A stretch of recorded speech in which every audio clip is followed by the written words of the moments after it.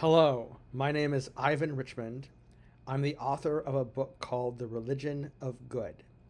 In my book, I explore why I think it's so hard for people today to see ethics clearly and what I think we can do about it. I have come to understand that we are currently in an ethics crisis. My solution is spiritual in nature, but not religious.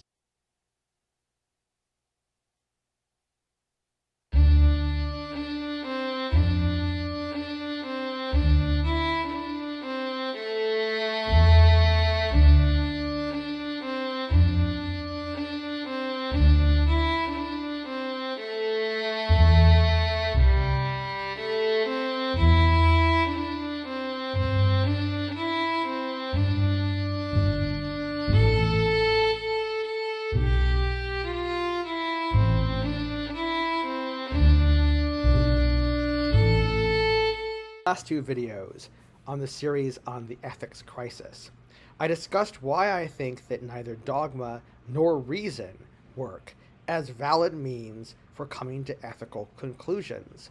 If you want to hear why I think that, I have links to both videos in the description below.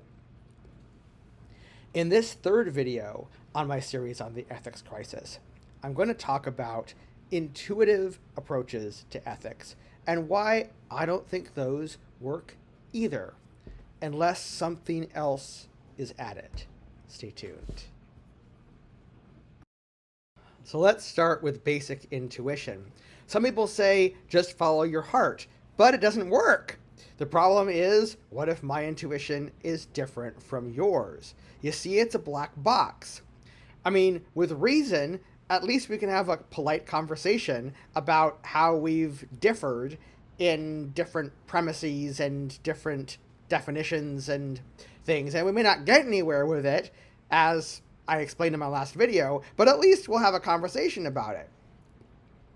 With intuition, if we're polite, we might say something like, well, that's not my intuition, or that is my intuition. But all too often, people abuse us with lines like, how can you say that?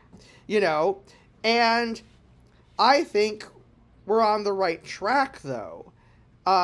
There's something good about intuition, which is that it kind of cuts through like this kind of combinatorial explosion and lack of relevance that I explained in my last video that reason has. Intuition, kind of zeroes in on what's relevant, but I think it's missing something, and what it's missing is insight and wisdom, okay? Because that's what's needed to contextualize it. So, what about love, you say? Doesn't that contextualize it? Well, I love love. Love is great, but there's also problems in paradise, and I don't think it's entirely a pure solution to the ethics crisis. It depends how you use it, right? What happens when you hold out love and then you get hurt? Do you lash out, as many people who profess love actually do? I mean, I've seen this. Or are you enough of a saint to forgive and forget every single time? How far are you willing to go with that? Theft, murder, terrorism? Would you forgive Hitler? Maybe your love for humanity would lead you to fight Hitler. Well, I hope it would. But how do you know when it's okay for love to lead to violence? Hitler's an easy one. Oppose him. But where do you draw the line between opposing Hitler and lashing out at somebody who's rude? Love is a good start, but on its own, love is not enough of a context. All right. So, what about compassion then, you ask? Well, again, compassion is great. Have compassion. But there's a simplistic form of empathy that doesn't work. People can jerk us around with fake or real emotions. Jealousy, hatred, passive aggressiveness, narcissism, sociopathy, and a whole bunch of other nasty stuff can lead people to gaslight us and worse. If we feel bad for everyone without any way to think things through, we can end up being naive. Who do we have compassion for? Hitler or 6 million people he killed? A jerk in your community or the people that jerk is being mean to? Our friends or people we don't like so much? Members of our religion or members of other religions? You see the problem? How do we fine tune knowing whom to feel for, why, and when?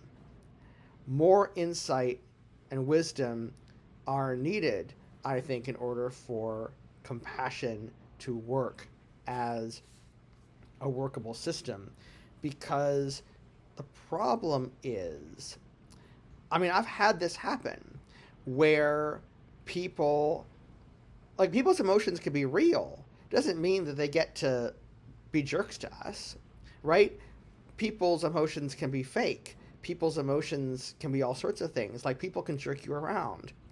And the problem I have with simplistic empathy is that it's just sort of, it doesn't really work to help you navigate the moral dilemmas of when we need to be firm with people, when we need to set boundaries with people, when we need to fight. So, have you hit the brick wall yet?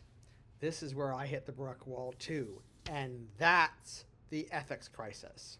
So how do we get over that wall? By acquiring wisdom and insight. How do we do that? Find out in subsequent videos or read my book. The description below has the link. Thank you very much for watching, and be good, everybody.